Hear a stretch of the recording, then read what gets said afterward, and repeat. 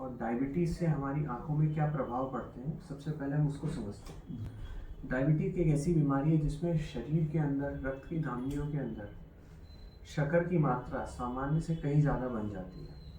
ये बीमारी हमारे शरीर के अंदर जितने भी ब्लड वेसल्स है उसको अफेक्ट करती है, और मुख्य रूप से आँख, किडनी, ब्रेन, हार्ट, इन सभी चीज़ों को ज़्यादा अफेक्ट करती है। जब भी ये खून की नलियाँ लीक करती हैं तो उसके कारण हमारी आंखों के अंदर सूजन आती है। साथ ही साथ जब ये लीकिंग होती है तो कई बार खून भी लीक करता है, जिसके कारण खून के थक्के जमते हैं।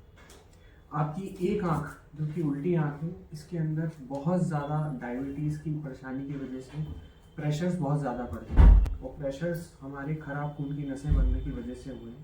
ये ख़राब खून की नसें शक्कर के कंट्रोल ना करने की वजह से लगातार हमारा शक्कर बढ़े रहने की वजह से खराब खून की नसें प्रेशर के कण रिलीज करती है। इसको हम नियोवैस्कुलर ग्लूकोमा कहते हैं। नियोवैस्कुलर ग्लूकोमा एक ऐसी बीमारी है जो शुरुआती रूप में अगर हम कर लेते हैं तो उसमें हमें आराम मिलता है, लेकिन अगर यही चीज़ हमारी लंबे समय तक बनती रहती है तो उससे हमारी ऑप्टिक नर्व डैमेज हो जाती है। अगर यहाँ गौर से देखेंगे तो आपकी उल्टी आँख के अंदर नस जो यहाँ पे मौजूद होती है, जब हमने उसका स्कैन किया तो ये पूरी की पूरी ख़त्म हो चुकी है। और यही प्रदर्शन हमारी उल्टी सीधी आंख में भी दिखाई दे रहा है। हमारे लिए अब दोनों आंखों का इलाज अलग अलग कारणों से करना है। सीधी आंख में पर्दे में सूजन आ रही है।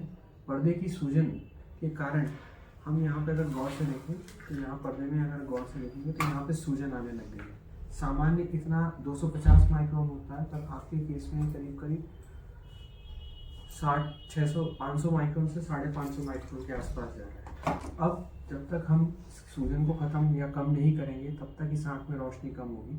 खराब खून की नसों को ख़त्म करने के लिए हमें लेज़र की तकनीक के द्वारा खराब खून की नसें जो भी बनी हुई हैं उनको लेज़र कर करके नष्ट करना पड़ेगा। ठीक है, तो ये बीमारी में दोनों ही आँखें ग्रसित हैं और दोनों आँखों का इलाज अलग अलग रूप से होगा।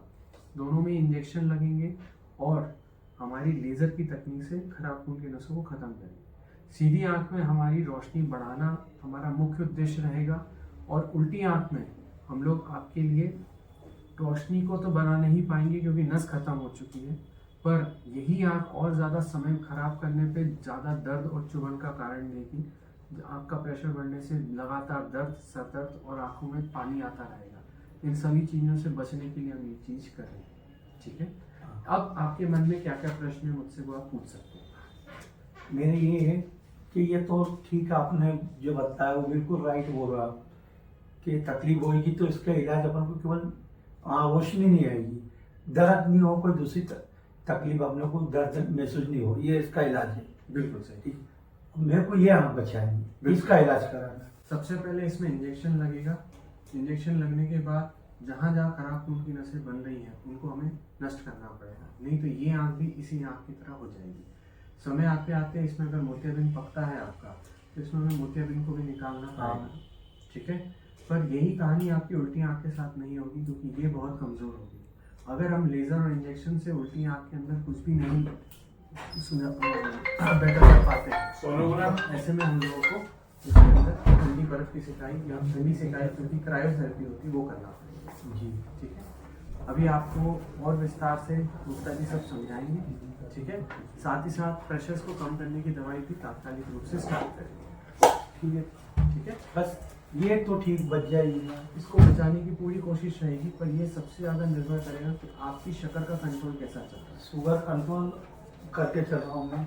मेरी पहले 300, 350 के ऊपर ही रहती थी, अभी मैं 200 के अंदर अंदर चल रही हूँ। शक्कर के कंट्रोल के अंदर एक और चीज़ बहुत महत्वपूर्ण होती है कि शक्कर बहुत ज़्यादा कम या बहुत ज़्यादा नहीं होना चाहिए।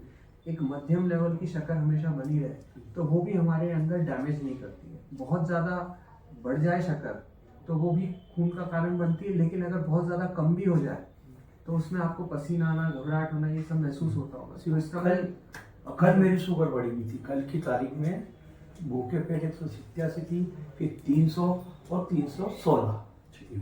उसके एक दिन पहले मेरी थी 91, 101, 127 पूरे दिन। मेरा कल मशीन दिन भर में उसका वो एक दिन टेम चेक करता रहता हूँ।